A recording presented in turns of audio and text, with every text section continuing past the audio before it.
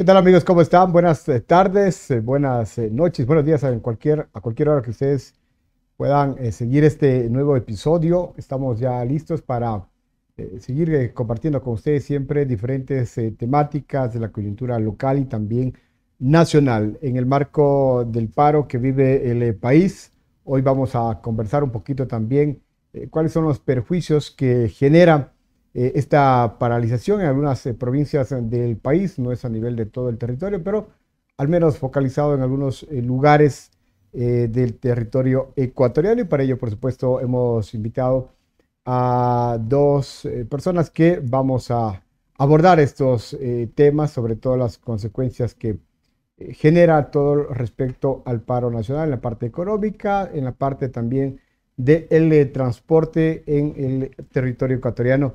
Para ello, por supuesto, vamos a estar abordando esta temática con Vladimir también, por supuesto, en este espacio. Vladimir. Buenas tardes, buenas noches, buenos días, desde donde nos observen en cualquier parte del mundo. Pues aquí estamos, un episodio más de este su programa, Un Coloquio Medio Loca. En esta ocasión, dos grandes personajes de la provincia de Loja nos acompañan. El doctor Byron Maldonado es asambleísta de la provincia de Loja y el doctor Polibio Vélez, quien es concejal de nuestro cantón Loja. Bienvenidos a este espacio, esperemos que lo disfruten.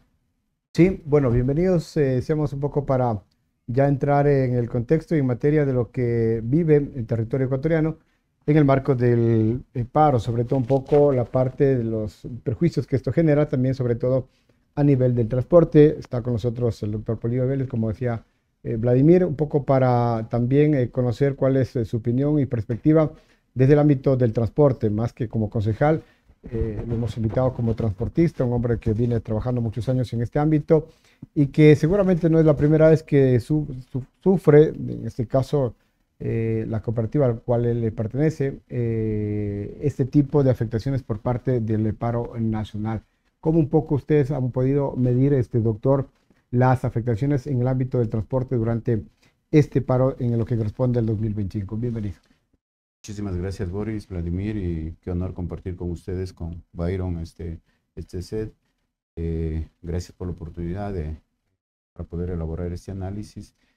Realmente es lamentable esta medida de hecho que se ha dado. Primero, el tema del decreto del presidente de la República que se dio el 12 de septiembre.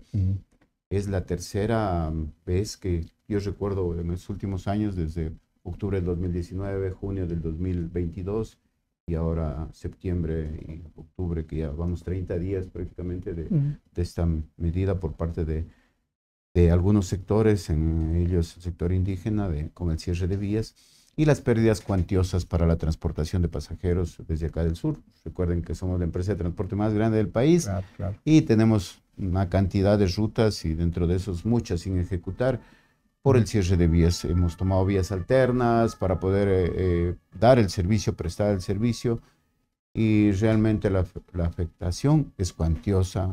Yo creo que podemos ir cuantificando en el tema de conforme se desarrolle el programa, pero sí les diré que los números son altamente negativos para la transportación y también para el tema de Loja, del desarrollo de Loja, de todas las actividades que son, porque el transporte también moviliza a la gente y la gente que va por trabajo, por estudio, por negocios, y realmente en muchas de las ocasiones con el miedo, el temor de quedarse en las vías, mejor prefiere no viajar. Entonces las afectaciones son tremendas y esperemos que esto vaya llegando a una solución, a un acuerdo entre el gobierno y el sector indígena. Perfecto. Con nosotros también habíamos anunciado a Byron Maldonado también para conversarle, él como ex asambleísta y también sobre todo también político lojano, siempre vinculado un poco también a la parte económica de nuestra provincia, un poco su lectura respecto al tema del paro en este 2025, que tiene un contexto diferente, o cada paro, pues sobre todo siempre ha tenido también una connotación distinta. En esta ocasión que nace a partir un poco de la eliminación del subsidio al diésel y que luego ya va escalando en otros ámbitos. Hoy en día los pedidos por parte del sector indígena son totalmente, casi un poco diferentes a la génesis de este paro, pero sin embargo, pues la situación se sigue un poco compleja, Byron. Gracias, Boris, por la invitación. Vladimir, un gusto saludarle. Igual, un honor enorme poder conversar con Polibio sobre estos temas, ya personas con mucha experiencia y que conocen la realidad de nuestro país, tanto en el ámbito político como en el sector transporte de manera particular. Yo, primero es importante hacer, yo creo que un análisis profundo de qué pasa con el subsidio de diésel, desde cuándo lo traemos. Desde 1974 más o menos, en época del boom petrolero. Claro. Y yo siempre hago una analogía en el tema del gobierno, porque el gobierno representa como el padre de familia. Durante las últimas décadas en el tema económico en el Ecuador hemos sufrido de un déficit presupuestario. Entonces, a ver, exigimos salud por una parte, exigimos educación, exigimos, ¿no es cierto?, que se atienda la obra social, esta deuda social que tiene y que han tenido un sinnúmero de gobiernos con la gente. Pero en cambio, por otra parte, aplaudimos el hecho de que, aunque no haya dinero, se nos entregue un subsidio. ¿Y por qué lo analogo a un hogar normal, no? Porque si el padre de familia mañana tiene un mejor sueldo, quizás sus hijos puedan estar en un colegio privado o en una universidad privada, puedan utilizar ropa más costosa, quizá cambiarse, obtener un mejor vehículo, etc. Sin embargo, puede ser que haya un momento, y yo pongo como ejemplo esto siempre porque puede ser que haya un momento como el que vive el Ecuador en donde diga, mira, ya no tengo el empleo que tenía antes y no puedo solventar estos gastos que venía entregando, ¿no? Este subsidio que motivan a un consumo inclusive de un producto que afecta al medio ambiente y que está defendido por un sector que también muchas de las veces ha defendido el medio ambiente. Entonces hay un poco medio incoherencia en el sentido en el que yo defiendo y digo, cuidemos el medio ambiente, defiendo el agua, defiendo que no se contamine, pero sígame dando subsidio. No es coherente porque al final es un combustible fósil que le hace daño al medio ambiente, y que tarde o temprano los objetivos de desarrollo sostenible o el mundo va migrando hacia una dinámica de energías renovables, dejando de lado ya consumo de gas, de petróleo, etcétera. Entonces, solo, y varias aristas, porque usted topó un punto y topó un punto, Boris, sumamente importante, que es, se emitió el decreto el 13 o 12 de septiembre, efectivamente, del 2025, para quitar el subsidio. Y hoy yo escuchaba a los indígenas en algunas paralizaciones, en algunas comunidades, solicitar temas que no están relacionados con el tema del subsidio. Entonces, a ver, yo no puedo aprovechar este momento para discutir otros asuntos que quizá no están en la palestra, en la discusión, porque debemos centrarnos, y entiendo que la lucha puede ser legítima, inclusive legal, las luchas sociales deben respetarse y yo creo que se lo puede hacer a una altura adecuada. ¿Por qué una cooperativa Loja, está Polibio, que viven en carne propia, tiene que ser afectada? ¿Por qué la gente tiene que ser afectada? Si lo que queremos más bien, estamos peleando por producir. Sin embargo, concluyo con esto. Hay un problema gravísimo e históricamente en el mundo no ha habido ninguna lucha fuerte, ningún logro, ningún derecho bien conseguido que no haya sido de manera, o que haya sido de manera pacífica, lamentablemente. Eso la historia nos demuestra, ¿no? Ahora, este subsidio, para ir un poco en esa misma línea, que lleva muchos años ya en el país planteada, lleva tanto tiempo que se ha convertido casi en un derecho de los ecuatorianos, el subsidio como tal. Es decir, para muchos incluso ya no existía el tal subsidio, sino que como se constituyó parte de la economía de los ecuatorianos. Y ahora que se ha quitado, básicamente construyendo también una narrativa de que ese combustible sería parte del contrabando a países vecinos, sobre todo acá en la parte sur, al Perú, y también este combustible utilizado para la minería ilegal. Esta es la narrativa un poco construida también desde parte del gobierno, pero ahí va la parte, en cambio, de la parte del transporte también. Entonces le consultamos a Polibio, ¿cómo ustedes lo recibieron? Ahora entiendo, hay una compensación económica y por eso también el sector del transporte de alguna manera, en los principios, en los primeros días, sí, evidentemente hubo un fuerte reclamo, levantaron la voz para la parte del transporte, pero luego ya con la compensación como que las aguas un poco calmaron, y no sé hasta cuándo va a durar el tema también de la compensación. A ver, yo creo que debemos ahí diferenciar algunas cosas. Bien es cierto el tema del subsidio, pero a través de la dirigencia de la transportación a nivel nacional, entiendo que en algunas mesas técnicas, en reuniones, ya se venía conversando del gobierno y los dirigentes de la federación sobre la eliminación del subsidio al combustible. Unos días antes, alrededor de unos 15 días antes, unos 10 días antes, yo recibí un sábado en la noche una invitación por parte del presidente de la federación a una reunión en Quito, donde se invitó a representantes de las diferentes provincias para hacer conocer que se iba a eliminar el subsidio. Correcto. Pero ya tenían la Federación de Transportistas de Pasajeros, la FENACOTIP, ya iba preparando, ya contrató una consultoría, que entre los resultados de esta consultoría estaba el tema de focalización, es decir, el direccionamiento al sector, digamos, de la transportación de pasajeros, este tema de la focalización. Pero no es que con eso terminan las cosas. Claro, o sea, claro. nosotros también estamos a la espera de que a lo mejor se llegue a acuerdos con el sector indígena, con los sectores que están bloqueando las vías, para que de ahí se empiece a las reuniones, a las mesas técnicas y a ver qué es lo más conveniente para la transportación, porque yo no puedo decir, pasan los 4 meses de subsidio y a lo mejor ahí vamos a la elevación de tarifas. Jamás, porque para nosotros también en algunas rutas esa no es la solución. Claro. Jamás es la solución, porque se viene, cuando usted eleva tarifa, viene el impacto del bajo flujo de pasajeros, la gente viaja menos, viene el impacto de otras operadoras que tienen en las mismas rutas, que bajan los pasajes, se mantienen por llevar más pasajeros. Entonces, es una competencia un poco desleal que Correcto, en lo claro. mínimo es lo que nosotros deseamos. Yo creo que habrá que hacer un análisis a través de las mesas técnicas entre las instituciones del Estado y la transportación. Y eso por una parte. Ahora viene lo otro. El tema del subsidio en sí, mire lo que plantea o el escenario que se presenta para la empresa a la que pertenezco. Se hizo una inversión de la compra de 32 buses doble piso. Esos buses mensualmente estaban consumiendo combustible alrededor de $4,800 mensuales, y hoy con el alza prácticamente se va a $2,600 más, es decir, son $7,200, $7,400 casi mensuales de combustible. Entonces muchas veces no le queda otra medida al socio de decir, ¿qué hago? Por ejemplo, tengo vías bloqueadas por acá, por la sierra, me estaciono mi bus y dejo de prestar el servicio. Si lo que me dan de subsidio no me compensa, bajo rutas, no hago todas las rutas, suprimo rutas en ciertos horarios nomás, tomo vías alternas, me cruzo de brazos, estaciono el bus, y ¿quién me paga? ¿Quién me cubre las mensualidades de los créditos? Se hizo créditos de alrededor de $12 millones para la compra de los 32 buses, la inversión de los compañeros, y ya vamos un mes. Y no es que aquí viene algo más complicado, que es tras ese proyecto de la empresa, que tras hay un fideicomiso que se formó, que el banco exigió, un fideicomiso para garantizar precisamente los pagos.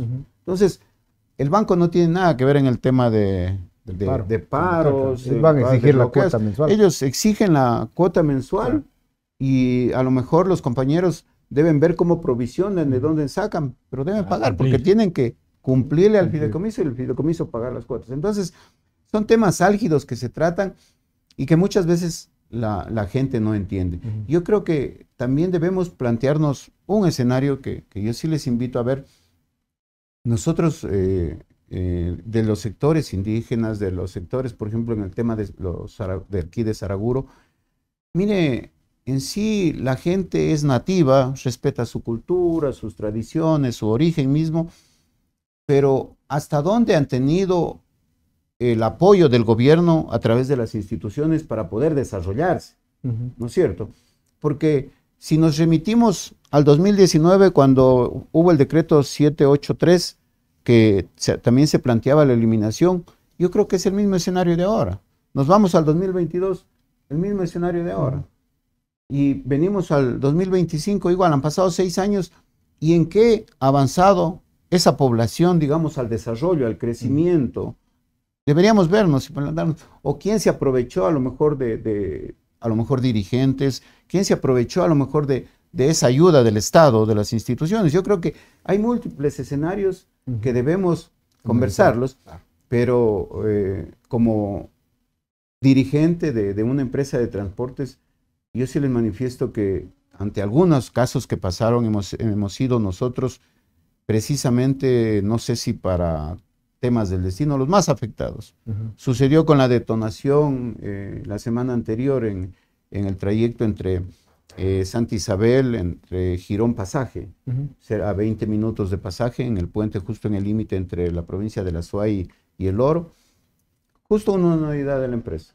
Detonó, hoy en día estamos con la unidad todavía en talleres, estamos con el conductor que, si bien es cierto, salvó ya su extremidad después de algunas cuantiosas operaciones de especialistas, le pudieron salvar la pierna, que eso es lo importante, pero justo esa afectación.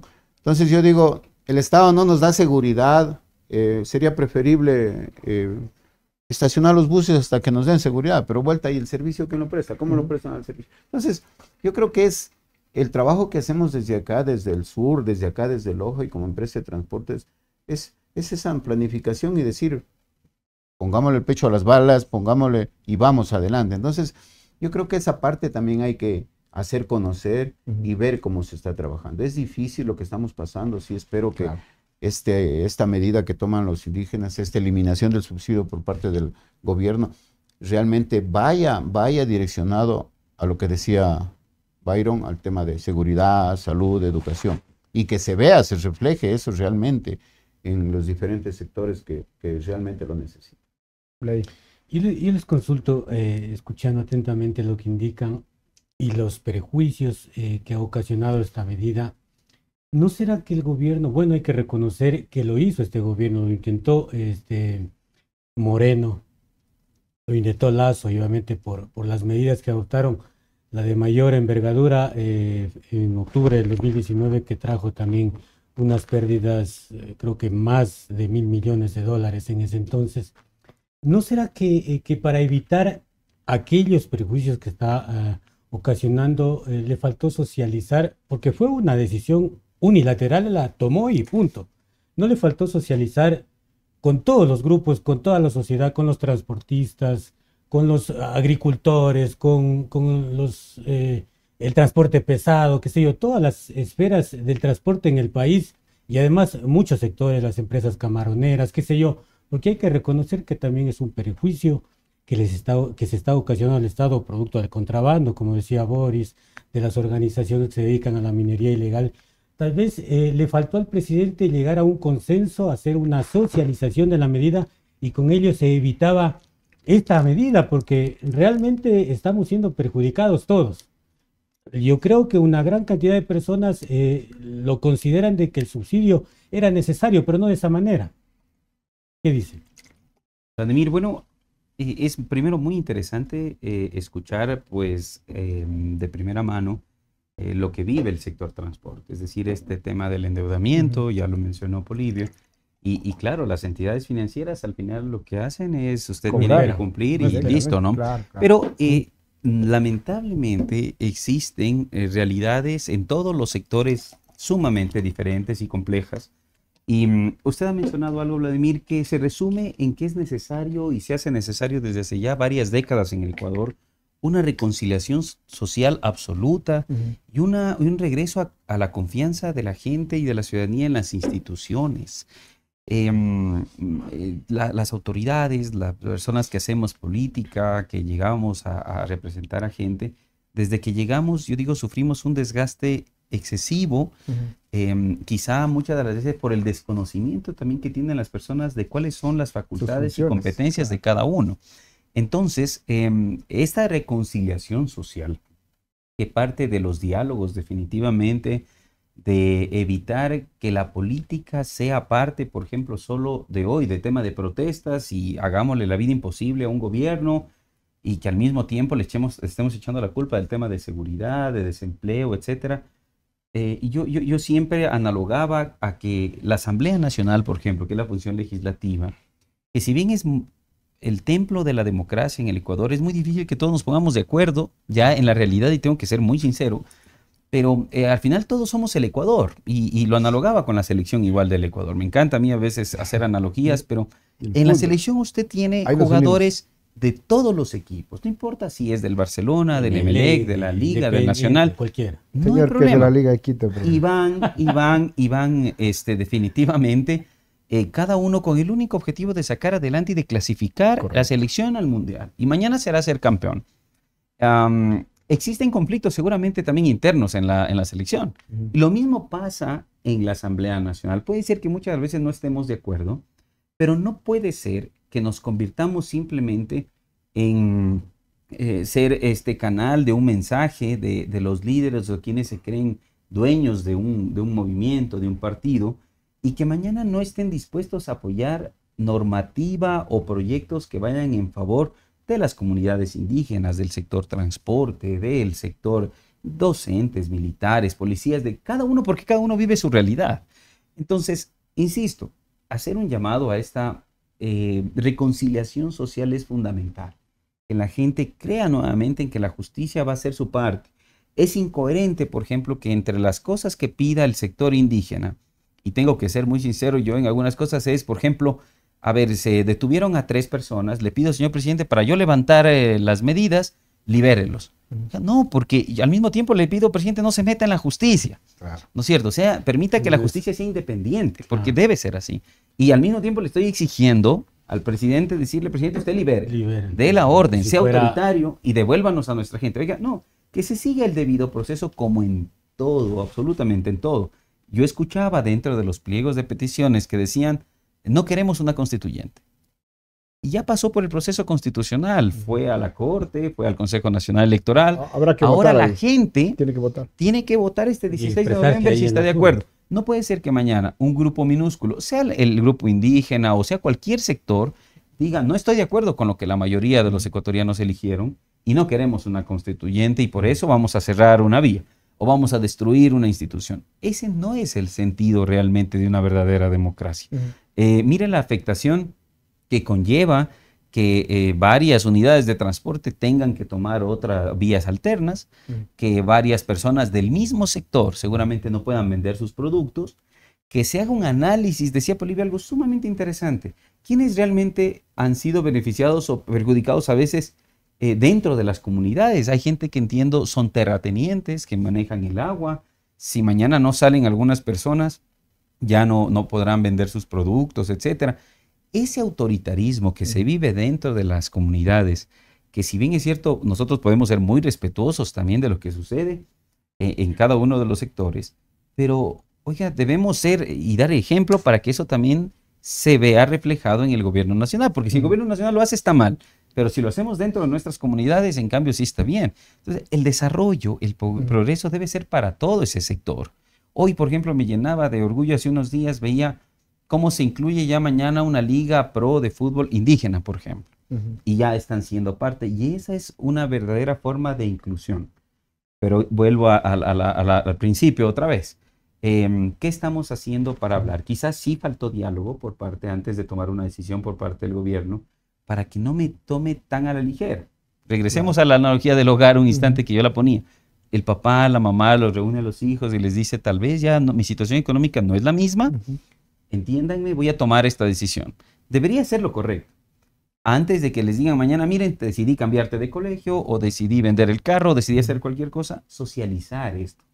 Y es parte de la democracia. Ahora, ese diálogo para mí ha sido muy limitado. Byron, ahora usted que está un poco cercano y ha sido asambleísta también de esta provincia y fue parte, digamos, de un gobierno como tal en su momento, muchos aducen de la eliminación del subsidio y otras medidas económicas a la presión del Fondo Monetario Internacional. ¿Qué tan de cierto es aquello? ¿Cómo estos organismos internacionales presionan a los gobiernos para que tomen estas decisiones?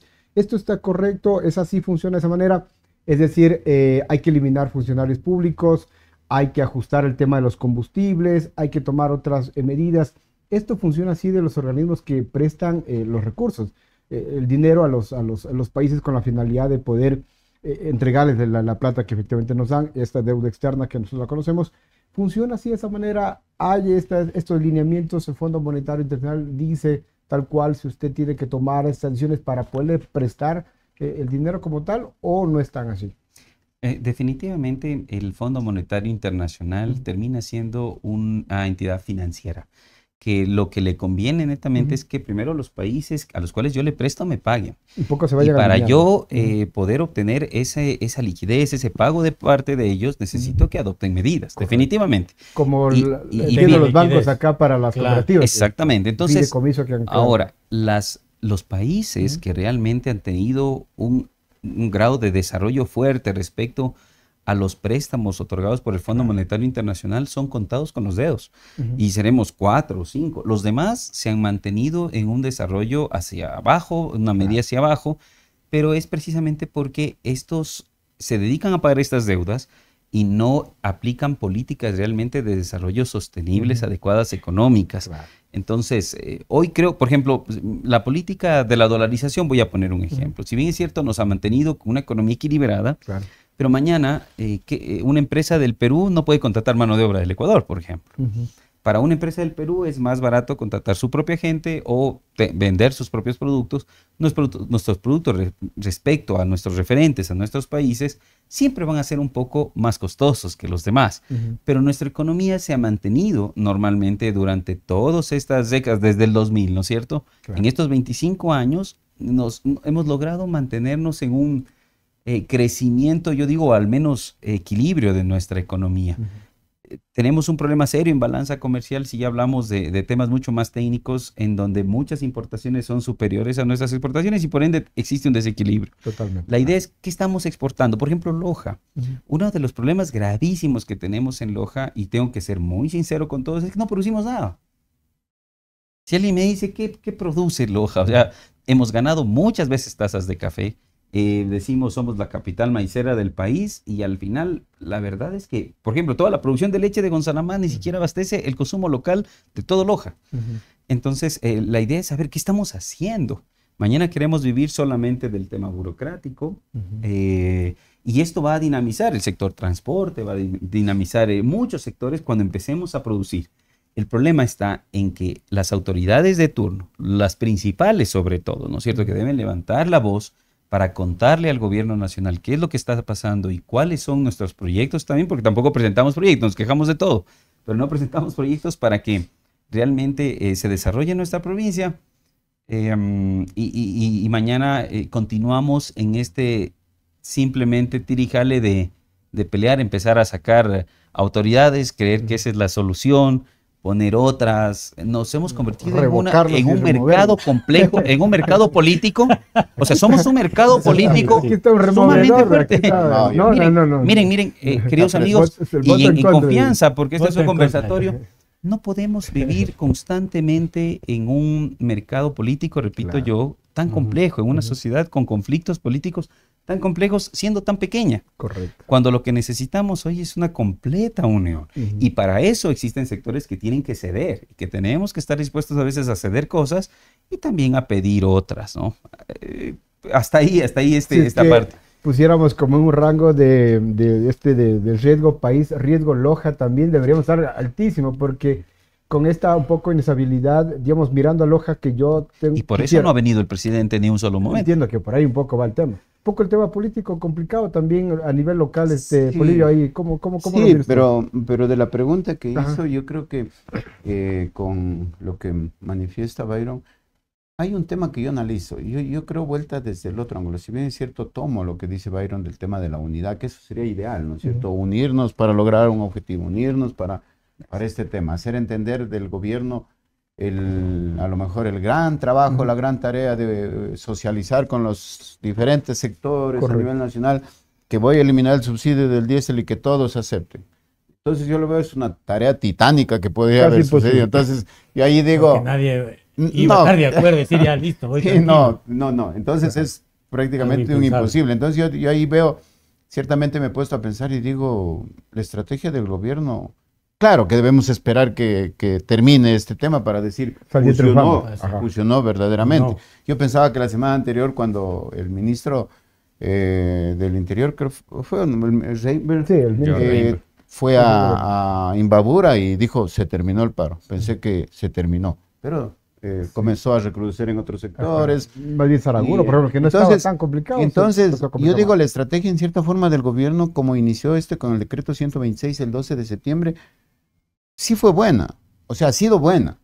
No le han funcionado ciertas cosas, sí, pero ha sido buena. ¿Por qué? Porque la compensación a los transportistas, está ya, quietos transportistas. La compensación ahí mismo, en el mismo decreto 126, en uno de los artículos, con este bono raíces que fue para los agricultores, la entrega de tractores en diferentes sectores, quietos ustedes una parte. Los ¿no es cierto? chanchits también. Quietos otra parte. Lo último, recuerdo que fue el tema al transporte comercial, carga, jóvenes en acción, mixto, todo. Mixto, escolar, también, el último decreto, tengan, el escolar ahí incluido, tengan. Décimo también. Esténse quietos ustedes. Luego de este tema vino el de los jóvenes en acción, jóvenes que les pagamos desde tal, esténse quietos.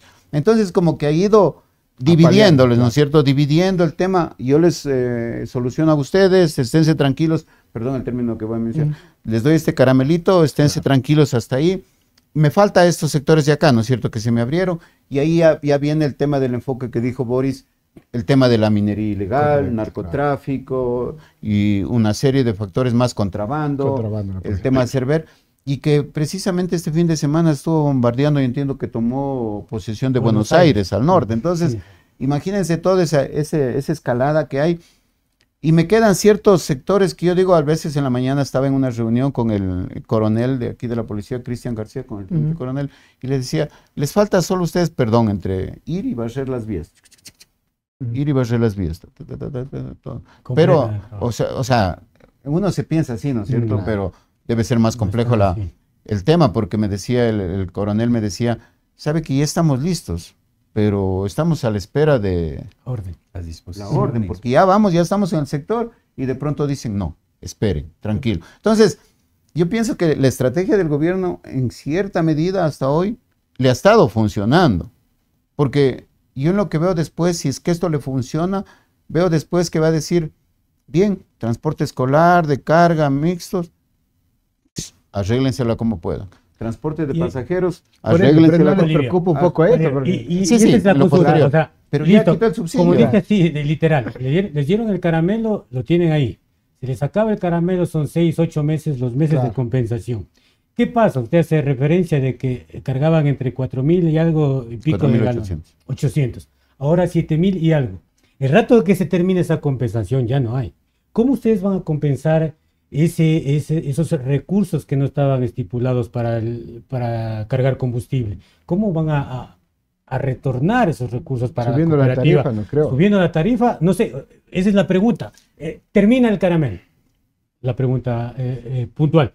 ¿Cómo hacen ustedes como transportistas para poder solventar los egresos que están obteniendo producto de la eliminación del subsidio? Es difícil. Lo único que nosotros hemos visto es el tema de, al interno, el modelo de gestión que utilizamos, optimizar rutas. O sea, yo no mando en esta ruta a los buses porque con bajo flujo de pasajeros, mejor lo dejo parado aquí, ¿no es cierto? Entonces, si tengo 10 rutas, ya solo las hago 8 o 7. Lo que se está haciendo ahora en el servicio que se presta a Loja, Quito, Loja, se enviaba normalmente 12 buses. Todos los días, 12 buses a partir de las 17:30 hasta las 22:30. 12 buses. Hoy se envía 5 o 6 porque no hay más flujo de pasajeros. Claro. A lo mejor un día domingo, a lo mejor se van unos 2, 4 buses más, pero no abastece. Pero lo que más se me ocurre respecto a su pregunta es a lo mejor viene al tema de tarifas. Claro. Y es lo que todos presumimos. Con tema de tarifas van a solucionar. Pero ahora, puede ser. Claro, pero ¿no les da miedo un poco, digamos, a ver, ahorita están tranquilos el sector del transporte con la compensación, muy bien, perfecto, usted me ha dicho, ya estamos con ese caramelo. 4 meses pasa de la compensación, regresamos al precio normal y ya no va a estar el sector indígena tampoco para apoyarles. Y ustedes ya no van a ir con ninguna cara si la ayúdenos a cerrar, ahora sí protestemos por el tema del diésel. Ellos tampoco ya no les van a colitar, no les van a ayudar. Entonces, no sé qué preocupación tiene cuando pase el tema de la compensación. Yo creo que hay que ir monitoreando, esperemos que vaya avanzando este tema y pase realmente las movilizaciones, los cierres de vía, pero hay que ir monitoreando las mesas técnicas que se van a dar de los diferentes ministerios con la transportación. Esperemos más bien, yo tampoco le veo como una salida, qué sé yo, excelente el tema de que venga tarifas. Es contraproducente, tiene dos claro. caras siempre este tema. No, el perjudicado usted no mismo es, también siempre. claro, sí, no es algo que diga. Y mire, lo complicado que es recuperarse de estas paralizaciones. Tenemos las del 2019 que fueron 15 días, así. De locura, Claro, eso fue más complicado. Sí, pero nunca logramos recuperarnos de eso. Uh-huh. Nunca, créame. Yo lo mido a nivel interno de la empresa. En el 2019 hubieron 15 días de paralización que nunca nos esperábamos. Digo, cuando me decían a mí, va a haber una paralización, ya un día, 2 días, máximo 3 días se acabó, pero 15 días. Yo recuerdo que justo en ese entonces a nivel de empresa vendimos una propiedad en el Perú, en Piura, en cerca de $800,000.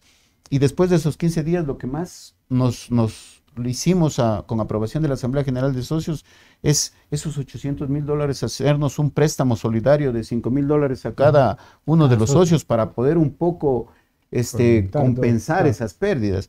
Luego vino el del 2022, que a lo mejor con el tema de la tarifa, de un poco de eso, que se subió el 15%, vino a compensar. Pero hoy hemos tenido 30 días, créame, de pérdidas. Yo siquiera le hablo de unas pérdidas de un 55-60%. Hoy nomás estuve revisando antes de venir al programa el flujo o lo que se ha hecho en estos, solamente desde el 1 de octubre al 15 de octubre, de buses de una muestra, de 5 buses del primer grupo, que en el año anterior, en el 2024, en los mismos 15 días, han transportado 6,057 pasajeros y ahora 2,700 y algo en esos mismos 15 días. Claro. Entonces, imagínense las pérdidas completas. O sea, ese tema yo creo que lo tenemos claro y hay que esperar a ver que termine primero esto y ver qué solución puede dársele realmente, porque como les manifiesto, no es que está allí, ya pasa y no nos dan la compensación y viene el alce pasajes y todos contentos. No es así. Es un tema complicado. Ahora, Byron, usted decía hace un ratito, difícilmente que los lojanos a veces tengamos esa capacidad y posibilidad de unirnos. ¿Por qué los lojanos no podemos unirnos a veces para levantar nuestra voz? Algo para que el gobierno nacional tenga su mirada acá en Loja. El presidente no ha venido acá a nuestra ciudad. ¿Por qué un poco esa particularidad de nuestra ciudad de remover alcaldes, de revocar alcaldes y cosas como esas que solo ocurren acá casi en nuestra provincia? Bueno, primero agregar algo a lo que ustedes terminaron de conversar, es que transparentar las finanzas públicas ya cada día se va haciendo más necesario. Un alimento fundamental del tema de minería ilegal, no cabe la menor duda que era el combustible que de manera ilegal justamente se compra. Muchas gasolineras lo venden evidentemente a precios superiores de lo que lo venderían a un vehículo normal, eso sucede. Pero los últimos gobiernos han fallado todos en el tema del control, de un control más adecuado. Claro. Y erradicar la corrupción, que es un cáncer que nos carcome a todos los ecuatorianos, claro, en todas las instituciones, lamentablemente, es un mal que será un tema de cambio generacional. Ahora, no sé cuál fue ese punto de inflexión en el que entre lojanos normalmente empezamos a, por decirlo de alguna manera, simplemente a acabarnos entre nosotros mismos.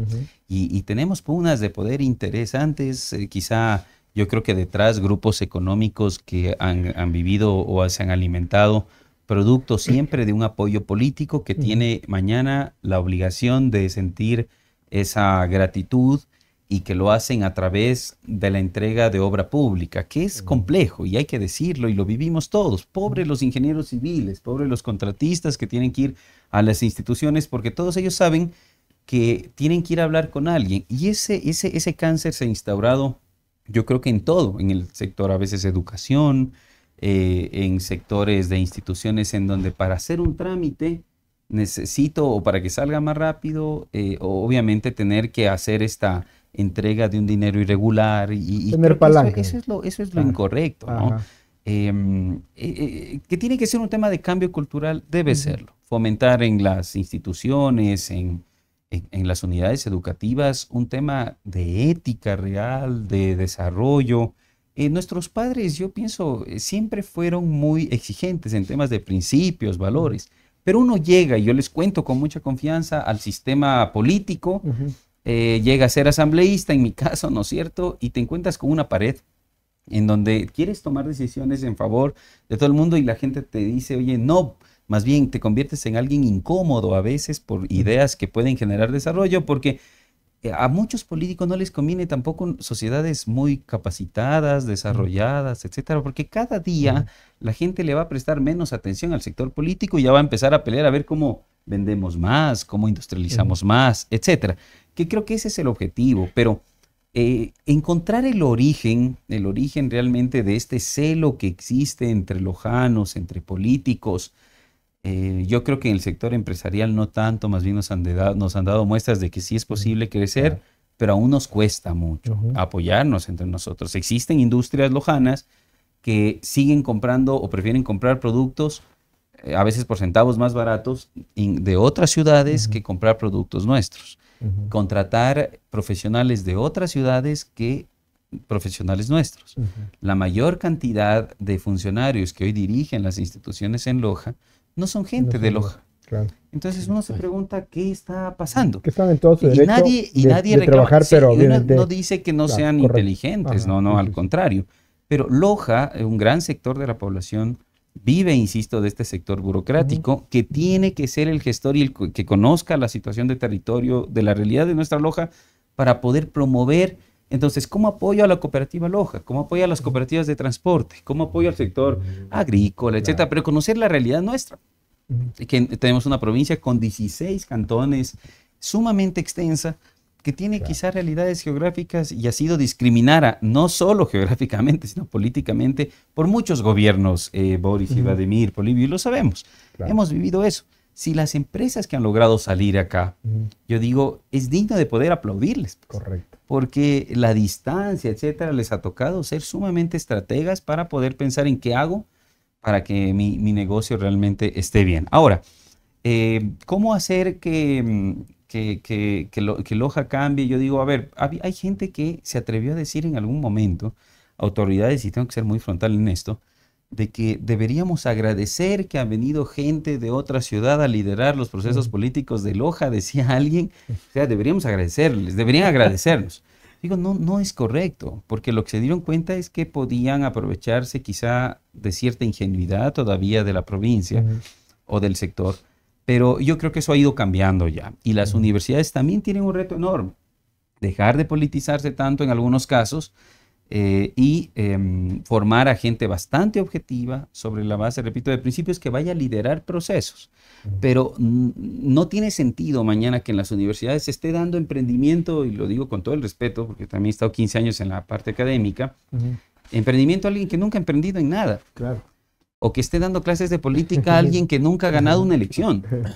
Entonces, o que yo mañana me atreva a hablar del sector transporte, aquí estando Polibio, y digo, no he manejado un bus, no he sido miembro de una cooperativa, no entiendo el sector cooperativista. Entonces, mire usted que cuando salió el tema de la seguridad, todo el mundo, Vladimir, hablaba y era experto en cómo solucionar el tema de la seguridad. Cuando se fue Jorge Glass, todo el mundo decía, creían que cuando lo detuvieron a Jorge Glass en embajada, que México va a venir a bombardearnos por poco, ¿no? Y ojo, hay políticos, claro, políticos nos dijeron que es una barbaridad y ojalá México nos cierre las puertas. Entonces, no está bien. Y concluyo con esto.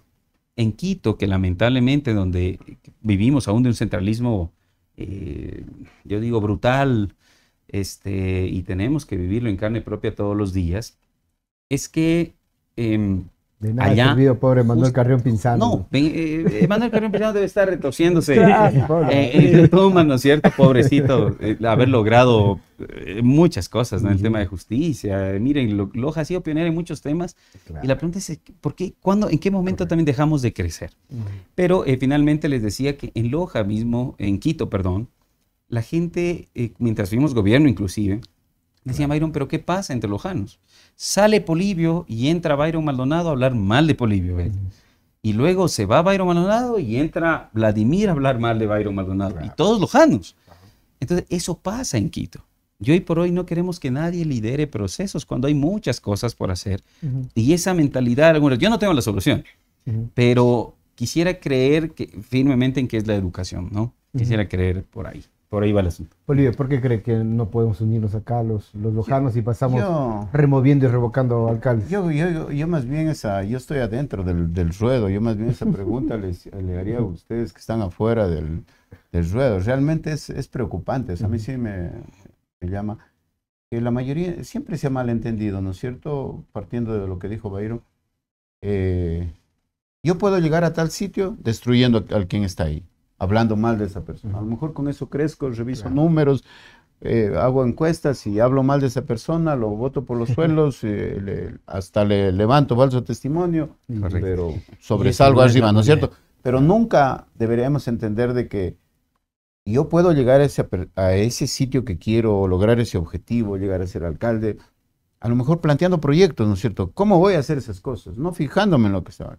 Y a mí me sorprende siempre, porque en este tiempo que hubo la remoción del exalcalde Franco Quesada, a lo mejor por mi experiencia en la empresa privada, como que trataba de hacerles ver a los señores concejales, a la gente, de que esa no era la solución. O sea, removerlo al alcalde no era la solución. Si bien es cierto, él estaba cometiendo algunos errores, que esto, que otro, pero no era la solución removerlo. O sea, yo sigo pensando que esa no era la solución. Le digo eso. Y ahora nos deja bastantes lecciones a mí en lo particular, como persona, y yo creo que muchos también deben estar dentro de eso. Nos deja bastantes lecciones este proceso de remoción. Yo, por ejemplo, digo, ahí en política, ahí en el cabildo, ¿hay lealtad? ¿Conocen la palabra lealtad? Para mí que no. ¿No es cierto? Claro. Para mí que Usted no. que lo vive dentro. Para mí que no. Entonces, esa es una parte. Otra parte es, o sea, ¿cuál es el trasfondo de eso? ¿Qué intereses hay? Los intereses que hay. A lo mejor ustedes que estaban fuera no conocen, pero yo sí conozco algo más. ¿Qué es lo que está pasando hoy? ¿No es cierto? Entonces, son temas, en mi concepto, muchas veces me dicen, oiga, Polibio, ¿usted se lanzaría vuelta para la reelección? Le digo, no, estoy loco.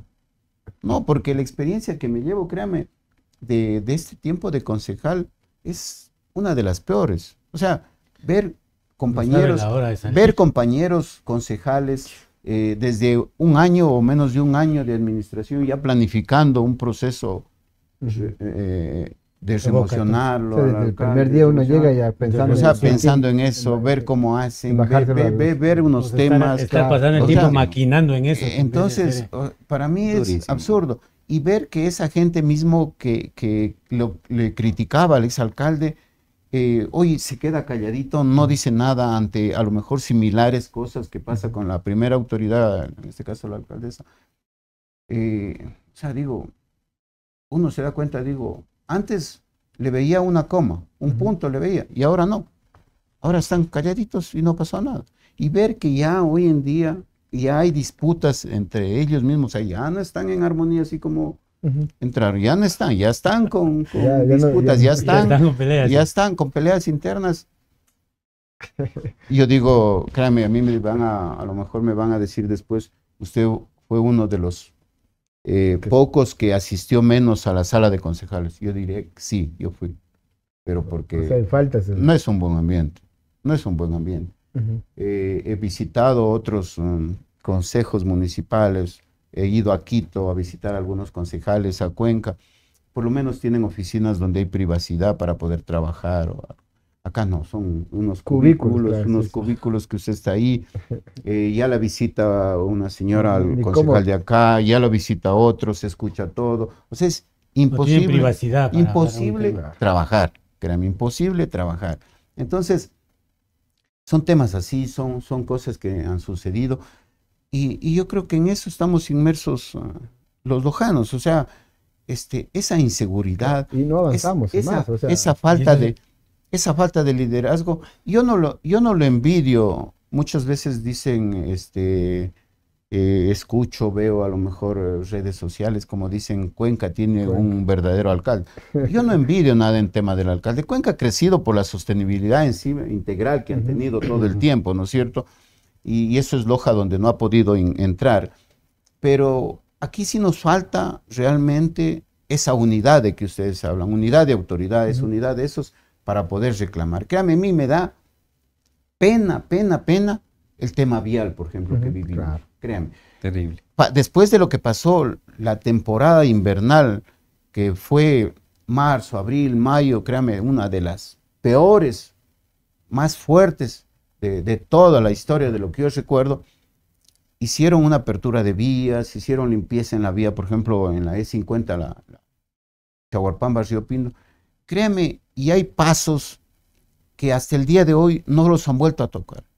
Que los vehículos pequeños, los buses o los camiones deben ir súper lento porque son unas vías que, oiga, yo digo, ¿quién está al frente del EMETOP? ¿Quién está al frente de la gobernación? Que no se van y se dan una vuelta por ahí. Oiga, si yo pido ayuda, lo que hicieron muchos las autoridades de hoy, pedir ayuda a la empresa privada, si yo pido ayuda, golpeo la puerta de la empresa privada, en el caso de la gobernadora, del EMETOP, y digo, oiga, apoyen para contratar una máquina y poder hacer una limpieza de esos pasos críticos que quedaron, yo creo que nadie se los va a negar. Pero no hay ese decir, tengo las ganas de hacer eso o quiero hacer eso. Y así son las vías todas. Ustedes ven la vía Chahuarpamba, Río Pindo, la de Cuenca, abandonadas por último, somos lo último. Y eso yo creo que es parte como nos ve el gobierno a nivel nacional. Yo creo que en parte el gobierno a nivel nacional ni se acuerda de lo por eso nos tiene ni se acuerda. No, y es justamente esos conflictos internos de intereses personales de muchos políticos que provocan que las autoridades no quieran venir, porque entiendo que muchos ministros en muchas ocasiones han dicho qué conflictivos en Loja. Entonces, no queremos ir porque no sabemos qué nos va a esperar. Porque hay una conflictividad que puede ser buena. Por supuesto. Que podemos ser críticos. El tener diferencias es más, no puede haber sentido, decía Freud, de cordura igual, que mañana yo pueda reconocer que estoy equivocado en algo. Pues.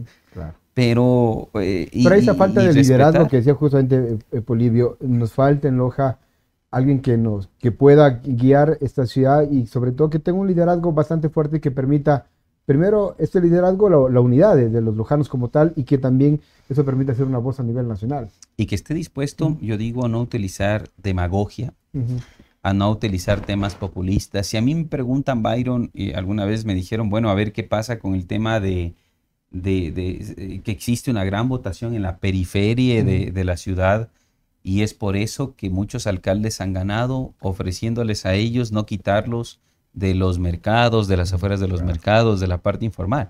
Entonces, si yo vengo mañana como candidato a alcalde y les digo, bueno, señores, voy a terminar con la informalidad y voy a intentar construir mercados o hacer ferias de manera más organizada, no voy a ganar, pues, Boris. Claro. No voy a ganar. Todos los candidatos y Vladimir, van a tener porque me van a decir, este señor nos va a quitar. Claro. Mire, no puede ser que hace unos días nosotros hayamos tenido, hace unas semanas, escasez de agua potable. Claro. O sea, en pleno 2025, pero todos van a tener la solución. Acuérdense que todos van a tener la solución exacta al problema de agua potable en las próximas elecciones. Sí, y la gente le va a decir a Loja que les van a dar agua de calidad en ese periodo de 4 años. Cuando un proyecto de plan maestro real de agua potable va a durar una década, 10 años. Entonces no voy a poder solucionar el problema de inmediato. Esa falta de que nuestras autoridades puedan gestionar el tema vial.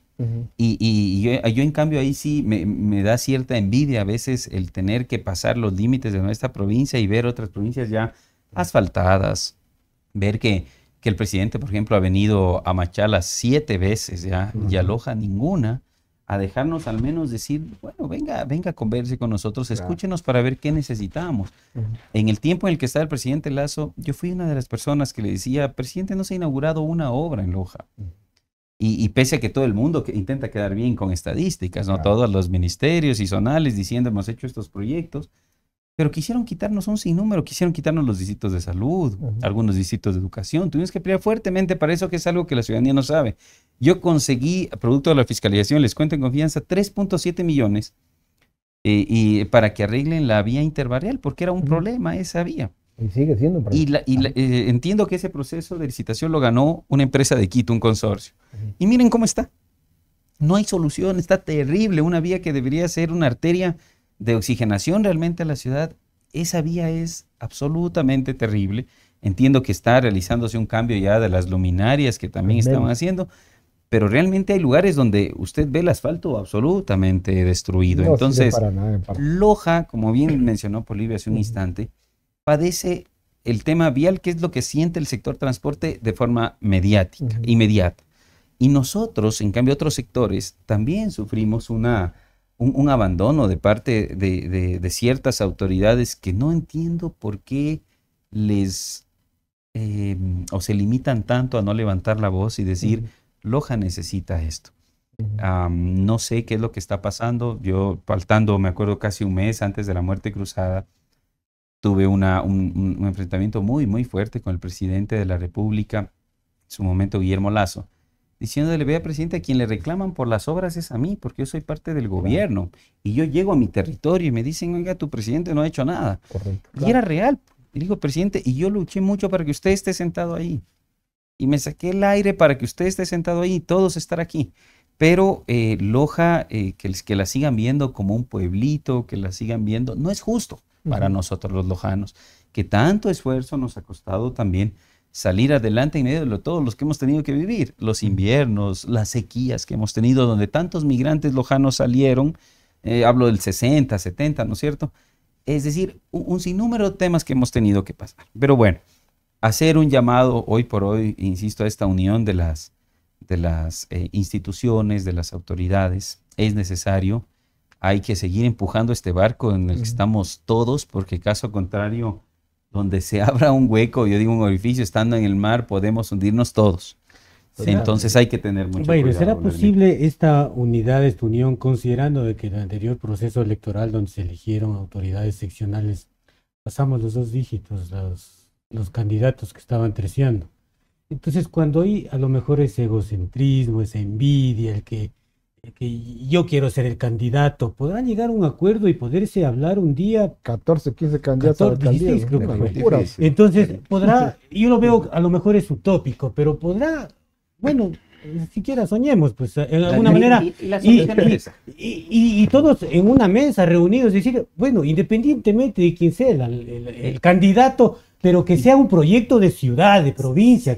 Mire, yo creo que definitivamente la solución, parte de la solución, es ese hecho de que muchos se desprendan de ese interés personal y digamos unámonos para tener 3 candidatos. ¿Por qué? Porque al final, ¿qué provocó esto? Que gane un alcalde, que un alcalde gane con el 28%, se me ocurre, significa que tenemos prácticamente un 72, 78% del día 1 que ya está en contra. De 78% en contra, es la otra lectura, porque dice, ya gané, soy alcalde. Oiga, no, el 78% de la ciudad no está a favor de usted. 7 de 10 están en contra del día 1. Entonces, ¿qué pasó? Una va a ser una ciudad sin ingobernable. Pero para que eso suceda, cada quien debería inclusive levantar datos, porque mañana Byron Maldonado, voy a poner como ejemplo, yo siempre hablo en primera persona, quiera ser candidato a la alcaldía, y si veo que los números no son los correctos, me voy a sumar quizá quien tenga un proyecto similar al mío, o esté dispuesto a decir, aquí están mis ideas, considéralas. Polibio, vamos juntos, vamos mucha gente. Pero es complicado, el ego muchas de las veces es mayor, pero no perdamos la fe, no perdamos la fe. Soñemos. No seamos pesimistas y yo creo que creamos que parte del desarrollo podemos seguir soñando, pero lo difícil va a ser el momento que nos despertemos, porque no se va a dar. Qué complicado que es. Qué complicado, ¿no? Y en algo chiquito, ahora a nivel de país, cuando hablamos de presidente de la República, nos viene una seguidilla de procesos electorales. Si es que pasa lo de la consulta, hoy en la consulta va a haber la polarización igual. Claro, tendremos que elegir a nuestros representantes mejores para que redacten una carta magna. Y tenemos ahí 2 opciones, perdonen, ya con la experiencia que tuvimos en la Asamblea Nacional, que si va una mayoría gobernista, posiblemente sean los asesores de gobierno quien mañana les digan, aquí está la Constitución lista, señores, apruébenla, nada más. Solo van a aprobarla. No hay por qué desgastarse y esa es la realidad. Y si existe una mayoría no gobernista, en cambio, se corren otros riesgos sumamente extremos, porque a mí no se me va de la cabeza que mañana esta Asamblea Constituyente, y nos saltamos por un instante a un tema político, pero es sumamente apasionante, el hecho de que pueda autodenominarse con plenos poderes. Claro. Y mañana diga el presidente, por ejemplo, va a estar en funciones 8 años, adelantamos Correcto. elecciones seccionales, sale el Consejo de Participación Ciudadana o Se la elimina función de el- transparencia y control social, adiós Consejo Electoral y se queda la función judicial, legislativa o claro, que es la parte de la Asamblea Constituyente y ejecutiva. Y pare de contar. Entonces ahora sí empezamos a diseñar un proyecto que sea la idea de unos 4 personas, porque tampoco es que los van a socializar. Pese a que luego tendremos que ir nuevamente a una votación Para aprobarla. para elegir el texto. Y Ah, no vaya a pues. ser que suceda lo que pasó en Chile ya, siempre lo he comentado. Sí, sí, sí. En Chile Se ganó negó. Boric, Ujú. ganó para llamar una constituyente y luego cuando ya quisieron aprobar la constitución le dijeron no, nos quedamos No. con la... Es más, nos quedamos con la constitución de Pinochet. Entonces sí es un tema como Todo que, puede oye, ocurrir. ¿por qué? Porque la idea era mantener la institucionalidad como tal. Y yo creo que Chile nos ha dado un ejemplo en ese sentido. Se acerca el proceso electoral. ¿Cómo está el gobierno justo en este contexto Del de paro, coyuntura sobre todo. del paro? En medio del paro. En tenemos medio del elecciones. paro, porque no sabemos si se va a solucionar a corto plazo, qué sé yo, esta semana, 15 días, el 16 de noviembre es elecciones. No sabremos si se mantendrá, a lo mejor el CNE, debido a que no puede movilizarse, a lo mejor pueda suspender en algunos sectores. No la va a suspender. No la va a suspender. Bueno, pero ¿cómo está el gobierno frente a este contexto del Difícil paro que se nacional? ¿Está fortalecido? ¿Se la está jugando? Según entiendo, hace aproximadamente, bueno, durante los últimos al menos 20, 30 años, no hemos tenido un proceso así en el que llamamos a una consulta y de forma paralela ha existido un paro nacional, ¿no? Y puede haber 2 fenómenos. Técnicamente en política, los que conocen de política les dan nombres súper teóricos a estos temas de que puede fortalecerse el Estado y ganarlo, porque aún está en esta luna de miel que se denomina y estamos con un 51, 52% de aceptación y decir, tengo la seguridad, voy a ganar la consulta. Voy a ganar la consulta, pero al mismo tiempo puede darse la vuelta al contrario y suceder que la gente esté tan decepcionada y lo primero que se nos viene en la cabeza a todos es echarle la culpa al gobierno nacional de todo lo que pasa y no se gane la consulta. Recuerde usted que las mismas preguntas ya las hizo Guillermo Lasso en algún caso. Todas. Claro. Y las perdió. ¿Y por qué las perdió? Porque las consultas se han convertido en un termómetro de la imagen del gobierno en ese Claro. En momento. ese momento. Los Por últimos eso 4 y digo 5 yo que hay días. que ver qué es lo que está detrás. Y yo pienso que más que político hay que leerlo bien también al presidente. Él fue mi compañero en la Asamblea Nacional, ustedes lo conocen. Pero hay que ver que él está actuando de una forma estratégica más que netamente apegado al derecho positivo. Lo dijo Polibio hace un instante. Es decir, hay algunas estrategias que al presidente le han funcionado y sí, Ujú. Claro. hay que ser realistas. Lo del Entonces, no IVA, importa porque subió el IVA que un técnico, sin mayor que problema. un técnico Que en otro tiempo otro constitucional- presidente no podía subir Adiós. el punto del y IVA. concluyo 3 con puntos. esto. Se quedó ahí. Concluyo con esto, que un técnico mañana en materia constitucional venga y diga no, es incorrecto porque tiene que pasar por ciertos filtros. Yo lo entiendo, pero al final es el gobierno y se ha logrado los objetivos que se está logrando. Entonces quizá hay que leerlo, repito, al presidente desde otra perspectiva mucho menos técnica y quizá un poco más estratega, ¿no? Muy bien, estamos llegando a la parte final, mi querido Polibio, su reflexión desde la parte del transporte, sobre todo esperar a que un poco el ambiente vaya cambiando. Decíamos también se viene un procesos electorales ahí, seguidilla. Este país siempre pasamos entretenidos, no nos aburrimos en Ecuador, Jamás. mucho menos tampoco en Loja. También usted que está dentro del Cabildo Lojano, semana a semana hay temas candentes que resolver.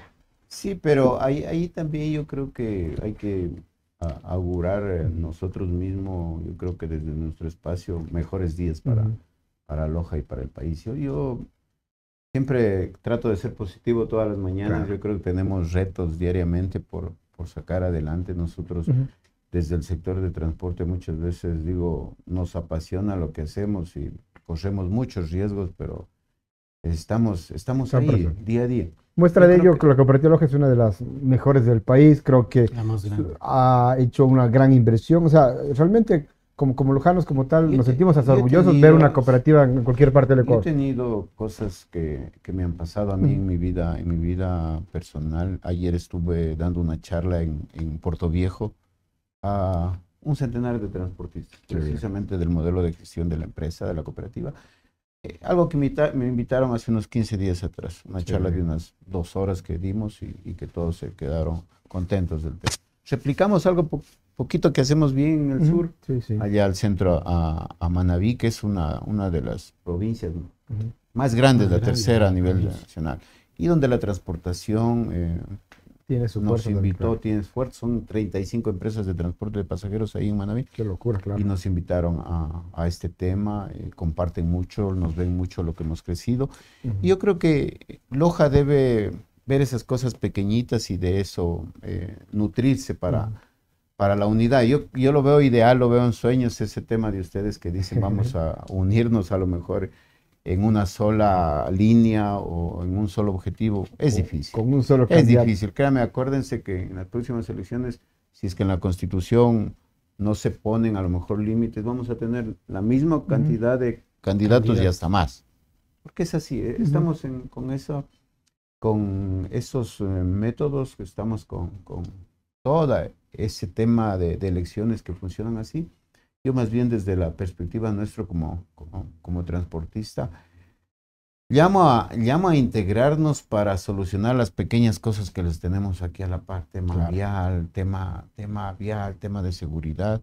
Loja todavía es una ciudad pacífica que la podemos trabajar, yo creo. Uno se espanta estando en otras provincias. Les dije que ayer estaba en Puerto Viejo y Se escucha otras es cosas complicadas. sorprendente el tema de la delincuencia, de la inseguridad y todo el tema de las vacunas en las empresas de transporte. Acá no hemos llegado todavía a eso, todavía vivimos con tranquilidad. Yo creo que de esas cosas buenas hay que replicar y trabajar desde nuestro espacio. Mientras podamos hacer esa unidad que Ujú. todos queremos, yo creo que trabajar de nuestro espacio hacia adelante. Muy bien. Byron, su reflexión final también de esta bonita charla, conversa, este coloquio que hemos tratado de abordar varias temáticas, sobre todo en el marco del paro nacional, pero también, sobre todo, creo que nunca dejamos de mirar a nuestra provincia porque la queremos, la amamos y vamos a querer el bienestar, sobre todo, y qué les vamos a dejar a nuestros hijos. Espacios como estos precisamente son aquellos en donde personas de diferentes sectores podemos dar una opinión lo más objetiva posible, lo menos sesgada posible, no desde un punto de vista partidista, de político, ideológico, sino realmente desde la experiencia tanto del sector privado, del sector público, de la clase política, y llegar a la conclusión de que necesitamos fortalecernos como lojanos y lo vamos a lograr solo a través de una unión real, de dejar intereses personales de lado, de intereses de ciertos grupos económicos de lado por un instante y empezar a darle también la oportunidad quizá a profesionales jóvenes, a gente con visión, con una visión diferente desde hacia dónde queremos la ciudad. Si queremos una ciudad turística, productiva, tecnológica, es decir, qué ciudad realmente queremos y pensar en que eso no se va a solucionar de la noche a la mañana, sino que nos va a llevar un buen tiempo, pero al final nosotros podremos ver que las generaciones que vienen detrás nuestro van a poder disfrutar de una ciudad no solamente segura, sino donde no tengan la necesidad, por ejemplo, de emigrar, de irse a otras ciudades, a otras metrópolis, ¿no es cierto?, a otros países, de que esos cerebros maravillosos que tienen nuestros niños y jóvenes se queden creando cosas en nuestra provincia, que aprovechemos el tema de frontera. Y gracias por la invitación, Polibio, Vladimir, un gusto compartir, Polibio, con ustedes. Boris, gracias por la invitación, insisto, y un abrazo a todos los lojanos. Muy bien, nos despedimos, mi querido Blay. Muy bien, gracias a nuestros invitados por aceptar este espacio y también agradecer a Agua Alcalina que desde hoy va a hidratar al equipo de Primer Reporte. Pues muchas Peregrina. gracias Alcalina Peregrina. a Agua Peregrina que desde hoy se suma a Primer Reporte. Muchas gracias a nuestros invitados, muchas gracias Boris. Será hasta una próxima oportunidad. Muchas gracias a nuestros invitados que han podido compartir sus conocimientos en el ámbito político y también su análisis de lo que pasa en el contexto del país, este paro nacional que ha perjudicado, por supuesto, al sector del transporte, a la parte de la economía, pero también, como lo decía justamente uno de nuestros invitados, casi la mayoría de luchas a nivel del mundo no se han conseguido de manera pacífica, sin tratar, por supuesto, de justificar toda la violencia que también se vive de lado y lado, tanto a veces por la fuerza pública como también con el sector que también manifiesta en muchos casos como parte de su derecho. Muchas gracias por siempre seguir este programa. Nos vemos la siguiente semana con un nuevo episodio acá en un coloquio medio loco. Nos vemos. Chao. Perfecto.